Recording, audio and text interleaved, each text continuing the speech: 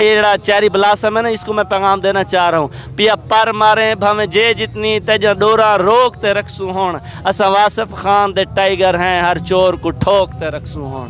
ये उस दलेर माँ का हमारे ऊपर एहसान है जिसका नाम शौकत खानम था, जिसने इस शेर को पैदा किया और वो दहाड़ रहे। ये खान के साथ जीने वाले लोग हैं, खान के साथ मरने वाले लोग हैं। इनकी एक लालच ज़रूर है, वो ये लालच है कि ये अपने मुर्शद का दीदार चाहते हैं। बिस्मिल्लाहिर्रहमानिर्रहीम, अस्सलाम वालेकुम। मैं हूं गुलफाम चौधरी, आप देख रहे हैं मेरा यूट्यूब चैनल। मैं मौजूद हूं ज़मान पार्क और यहाँ पर कुछ ऐसे अफराद जिनको मैं पिछले तकरीबन काफ़ी दिनों से बल्कि महीनों से देख रहा हूँ। उनसे बात करते हैं कहाँ से वो तशरीफ़ लाए हैं, क्या जज्बात है उनके खान साहब के लिए। उनकी जानिब बढ़ते हैं। अस्सलाम वालेकुम। जी वालेकुम अस्सलाम। सर कहाँ से तशरीफ़ लाए हैं? सर ज़िला जंग से और पाकिस्तान के हर नुक्कर से यहाँ पर लोग बैठे हैं।